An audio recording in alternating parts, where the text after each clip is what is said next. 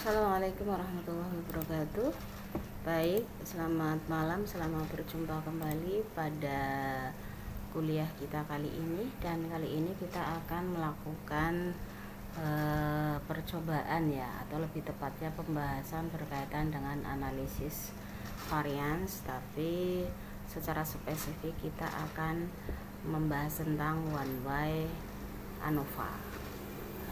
One way ANOVA ini dilakukan dalam rangka tujuannya adalah untuk bisa membandingkan dua rata-rata atau lebih ya, yang nanti digunakan juga dalam rangka untuk melakukan pengujian generalisasi, sehingga nanti di tahapan ini juga kita akan berbicara tentang berbagai macam hal yang berkaitan dengan pengujian hipotesis. Baik, kita lihat ya. Saya punya data, misalnya untuk contoh ini ada nilai ujian madrasah ya. Ini ada data dari sekolah A, ada 10 data. Kemudian dari sekolah B ini juga ada nilai sebanyak 10 orang, dan dari sekolah C ini ada sebanyak 10 orang, sehingga ini jumlahnya ini berarti ada 30. Nah, kita lihat, kita akan mencoba masukkan ke SPSS ya. Jadi yang pertama kita masuk ke variabel view seperti biasa, maka di sini dituliskan sekolah ya, sekolah.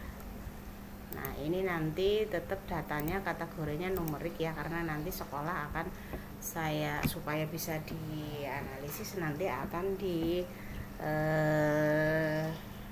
istilahnya diberi lambang ya, sekolah 1, sekolah 2 dan lain sebagainya. Nah, ini weight-nya masih dibiarkan ya sampai 8, sedangkan desimalnya ini karena tidak ada angka koma ya, berarti ini dinolkan. Labelnya berarti ini sekolah ya, sekolah.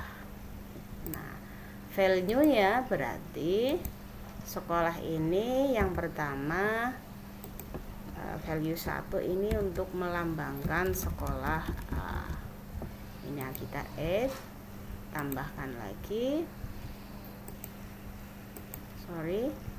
Nah, yang kedua ini berarti sekolah B, tambahkan lagi. Yang ketiga adalah sekolah C ya, sekolah C. Ini sudah masuk, kita klik OK. Nah, ini yang missing tidak ada, kolomnya kita biarkan. Alignment ini adalah masuk kategori ya, berarti nominal ya. Baru di sini masuk UM. UM ini masih numerik, desimalnya juga masih sama 0. Ujian masuk, yang dimaksudkan UM ini adalah ujian masuk. Ini dibiarkan. Nah, ini skala. Oke. Baik, ini kalau sudah, maka kita lihat di data view. Di data view ini sudah kelihatan ada sekolah dan ada ujian masuk. Ya, kita tinggal masukkan data yang tadi ada 30 ya. Kalau ini masih ABC begitu, maka ini sudah saya rubah ya. Jadi untuk yang pertama 10 yang pertama ini dari sekolah A ya, saya beri lambang 1. Yang sekolah 2 berarti untuk lambang sekolah B, dan yang 3 untuk lambang sekolah C. Nah, saya masukkan di copy tadi ya. Kita masukkan di sini. Saya ulang. Masukkan. Ini sudah, kita lihat ini berarti ada 30. Nah, baru nilai ujian madrasahnya kita copy lagi sebanyak 30 ya. Sebanyak 30, terus kita masukkan di paste ke sini. Ya, sudah, ini sudah selesai ya. Nah, kalau sudah selesai berarti kita tinggal melakukan pengujian. Nah, karena yang namanya pengujian one way ANOVA itu memiliki beberapa syarat ya, harus berdistribusi normal, harus homogen, kemudian berasal dari sampel yang acak seperti itu. Maka pada kesempatan kali ini berarti kita melakukan 3 pengujian sekaligus, yaitu pengujian normalitas atau uji normalitas, yang kedua uji homogenitas, baru yang ketiganya itu adalah one way ANOVA-nya. Kita lihat yang pertama ya. Kalau yang pertama ini berarti untuk uji normalitas. Uji normalitas ini langkah-langkahnya seperti ini, analyze, deskriptif, dan seterusnya akan kita lihat ya dalam SPS ya. Diklik, nah kemudian analyze, kemudian deskriptif statistik dulu, baru masuk ke explore. Nah kita masukkan ya ke sini ya, asal sekolah masuk vektor, terus ujian ini masuk ke dependent. Nah kalau sudah begitu kita lihat ya, setelah ekspor diisikan maka kita pilih plot ya, kita pilih plot. Ini kita pilih plot. Nah kita lihat, karena dalam rangka melihat normality plot kita centang normality plot, terus continue, kemudian oke ya, continue kemudian oke. Nah di sini berarti dari hasil analisis ini dieksplor, ini ujian masuk ya, sekolah A, B, C masing-masing jumlahnya 10. Ini berarti tidak ada data yang hilang. Nah ini akan kelihatan di tabel statistik deskriptifnya. Ini kalau ujian masuk sekolah A-nya ini adalah 75,70.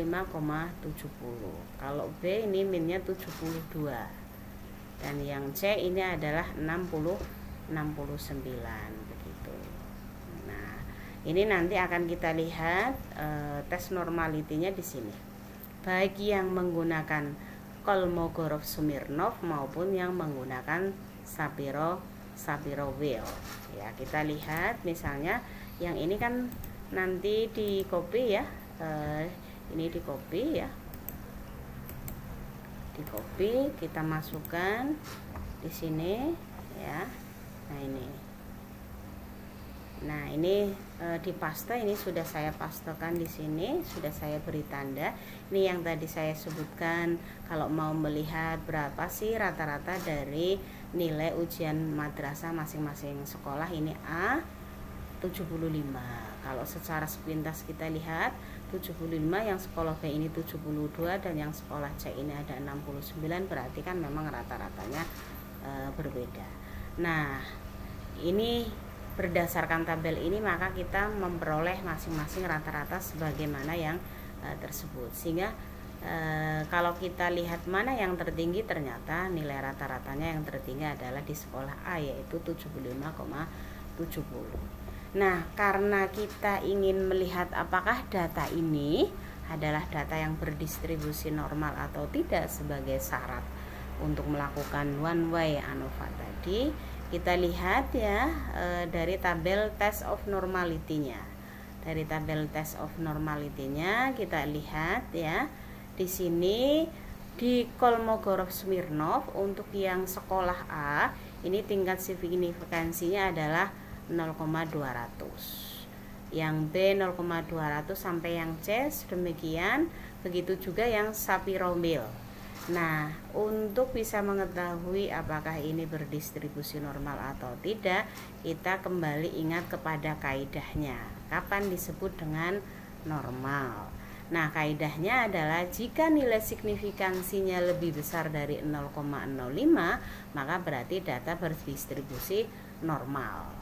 Nah, jika lebih kecil dari 0,05, ini berarti data berdistribusi tidak normal. Kenapa 0,05? Karena konteksnya kita adalah ini, tingkat konfidensinya adalah 95%.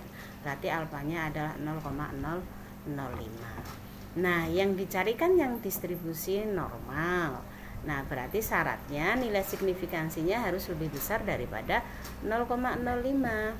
Nah, kita lihat ini Yang sekolah A baik di tingkat signifikansi Kolmogorov maupun yang Shapiro ini 0,200, berarti lebih besar daripada 0,05.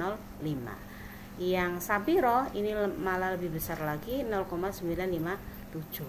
Dan kalau kita lihat secara keseluruhan ini semuanya di atas angka 0,005. Berarti secara sekilas kita bisa mengatakan bahwa distribusinya adalah normal ya, distribusinya normal. Nah, ini hitungan tadi, hitungan detailnya. Jadi yang ujian madrasah sekolah A tingkat signifikansinya 0,200 pada yang Kolmogorov Smirnov ini ternyata kan lebih besar daripada 0,5. Berarti berdistribusi normal. Sama juga yang di Shapiro-Wilk ini 0,957 juga lebih besar daripada 0,5. Ini juga distribusi normal. Sehingga tadi semuanya berdistribusi normal. Nah, 3 sampel tadi berdistribusi normal. Ini artinya data yang akan dianalisis one way itu sudah memenuhi syarat yang pertama, yaitu berdistribusi normal. Baik, ini baru masuk di syarat yang pertama. Kemudian yang kedua ya, kita akan melakukan pengujian homogenitas. Nah, untuk melakukan pengujian homogenitas ini bisa sekaligus juga melakukan artinya bersamaan begitu ya dengan one way ANOVA ya.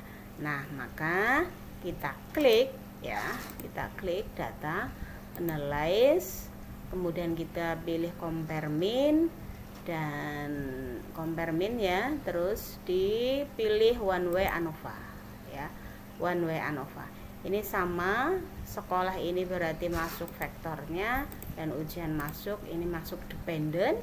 Kita pilih apa? Oh iya, kita pilih dalam rangka untuk melakukan homogenitas, maka kita pilih option ya. Kita pilih option ya. Option.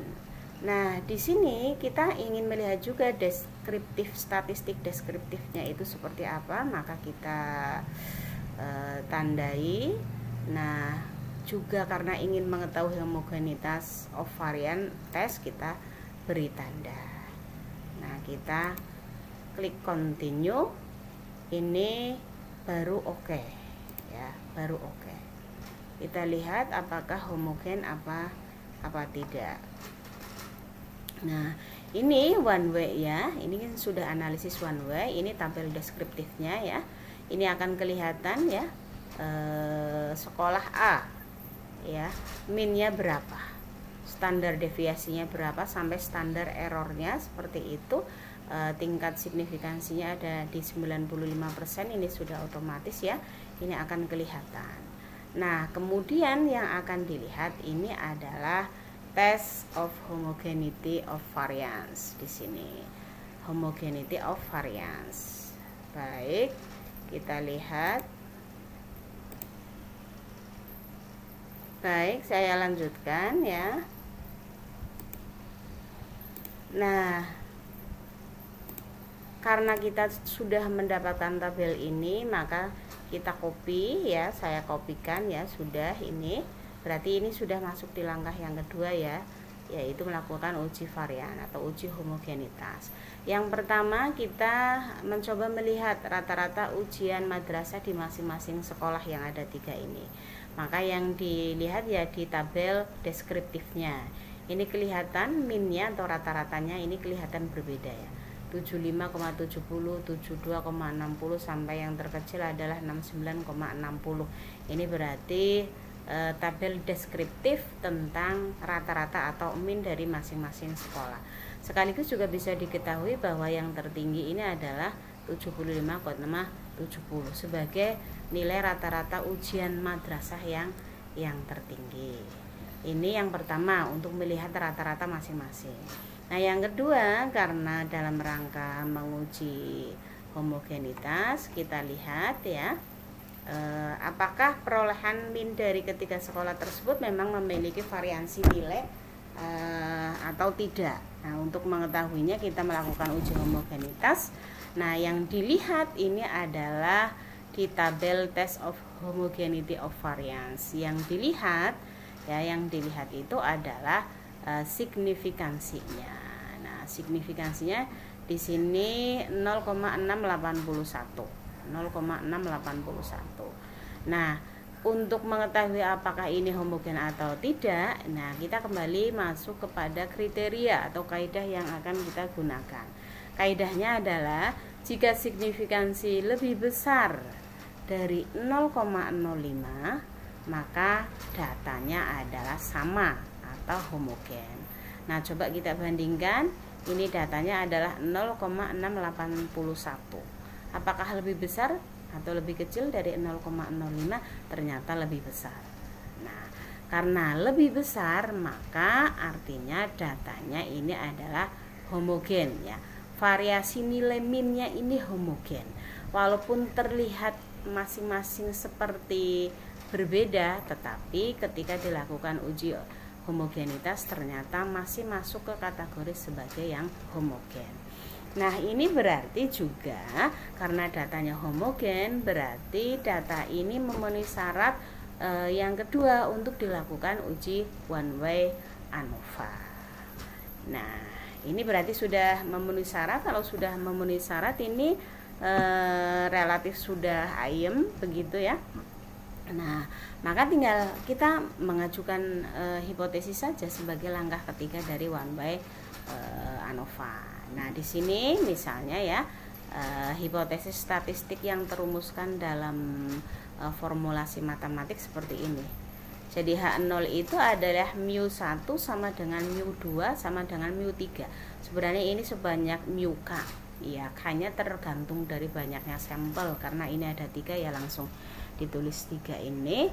Nah, H-nya atau H1-nya ini adalah mu1 tidak sama dengan mu2 atau mu2 tidak sama dengan mu3. Atau setidaknya paling sedikit itu ada rata-rata yang tidak sama. Entah satu di antara ini ya.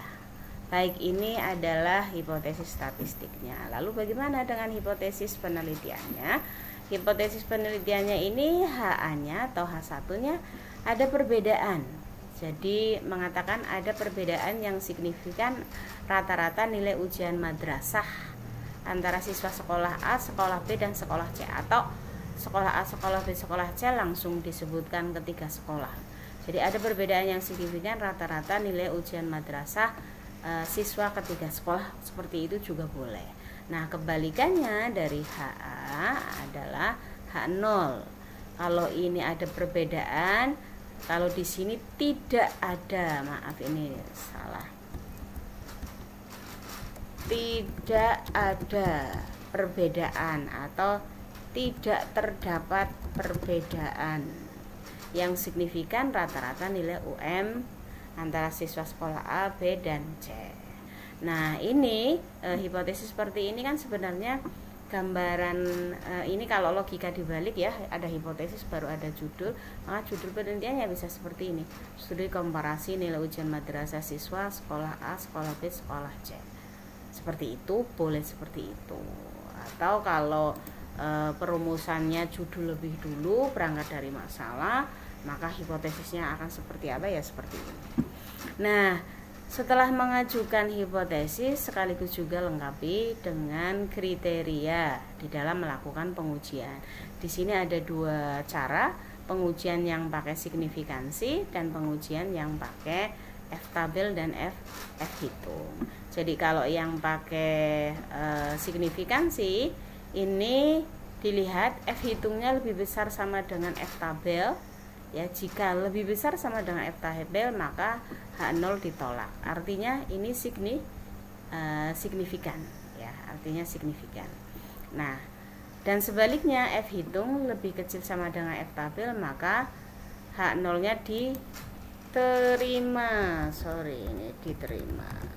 Berarti tidak signifikan. Ini dalam taraf signifikansi 0,05. Nah, kebalikannya dari signifikansi adalah pengujian yang pakai F-tabel. Ini sebagai cara yang kedua, atau boleh dibalik juga nggak apa-apa. Berarti kalau ini melihat F hitung yang ada di tabel analisis ANOVA ya. Kalau ini berarti melihat signifikansinya ya.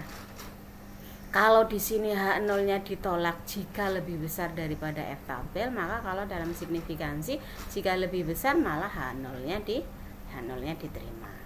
Nah, baik, kita akan mencoba melihat ya analisis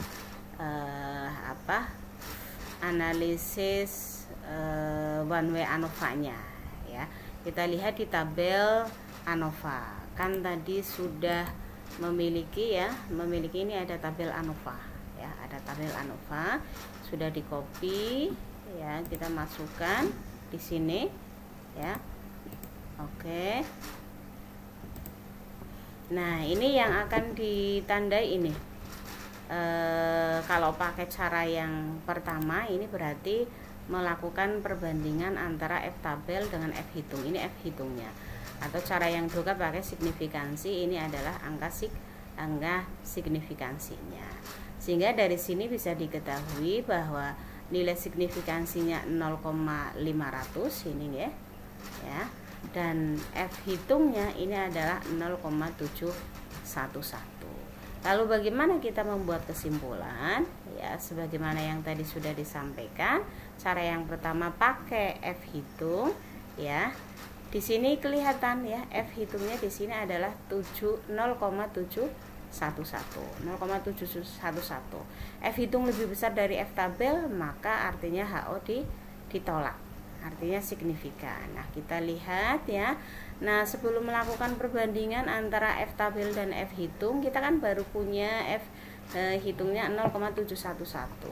Nah, kita cari dulu juga F tabelnya.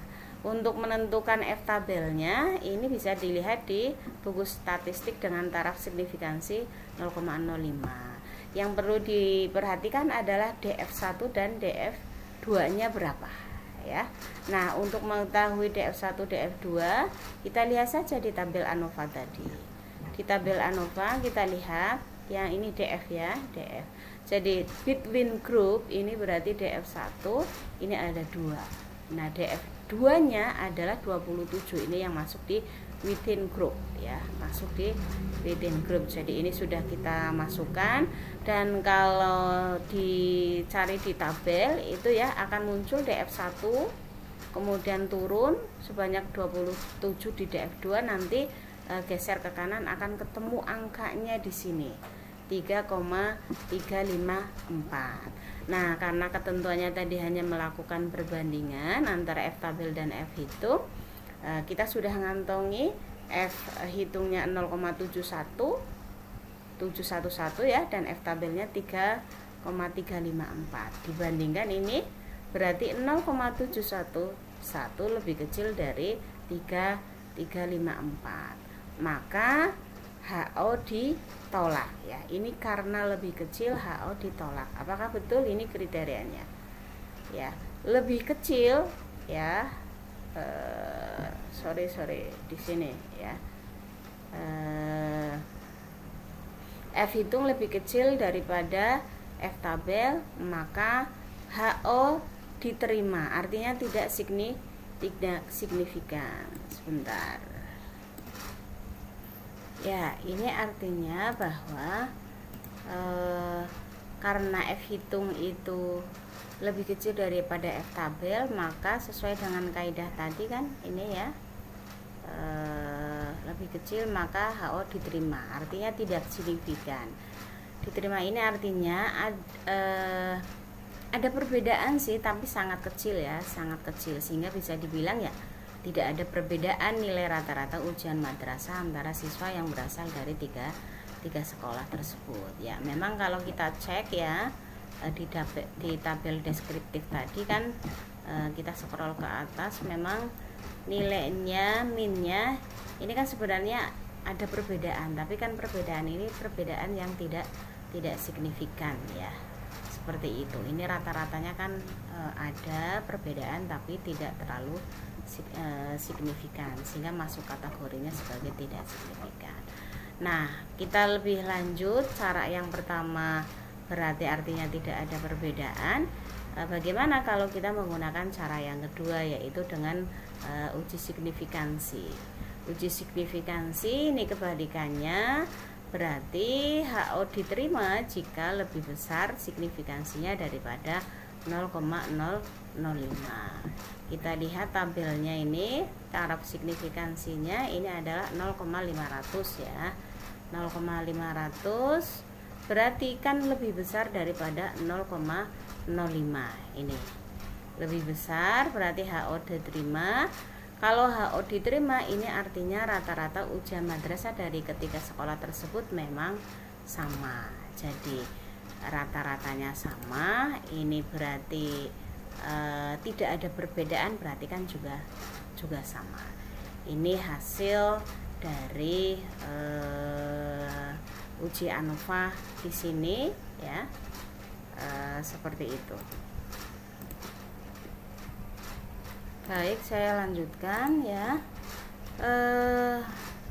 Kalau ingin lebih detail mengetahui apa yang menjadi sumber kenapa itu sama atau kenapa itu berbeda, atau salah satu dari yang tadi disebutkan diperbandingkan itu sama atau beda, kita kembali melakukan analisis ANOVA lanjut yang disebut post hoc ya. Ini berarti analyze, compare mean, masih one way ANOVA. Kita masukkan ya untuk ujian masuk ke dependent list, dan yang untuk vektornya ini adalah sekolah. Nah, yang dipakai adalah post hoc ya. Analisis lanjut ANOVA adalah post hoc. Ini boleh pakai tukai, boleh pakai skip ya. Nah, di sini kita lihat ya, yang tukai continue, oke. Nah, akan kelihatan ini one way. Ini multiple comparisonnya sama tukai yang homogenitasnya di sini. Nah, kita copy, saya sudah copy di sini post testnya di sini ya. Nah, ini kan sebenarnya bisa kita lihat ya, kalau apakah memang ada perbedaan mean ya, perbedaan mean. Berarti yang dilihat adalah yang di kolom mean difference, berarti perbedaan mean. Kemudian nanti juga bisa dilihat signifikansinya dari perbedaan itu, mulai dari yang terbawah sampai yang tertinggi ini berapa. Ini berarti ada di lower bound sama di upper bound. Misalnya ini sekolah A dengan sekolah B, ini ternyata memiliki perbedaan rata-rata 3,100 ya, memiliki perbedaan rata-rata 3,100.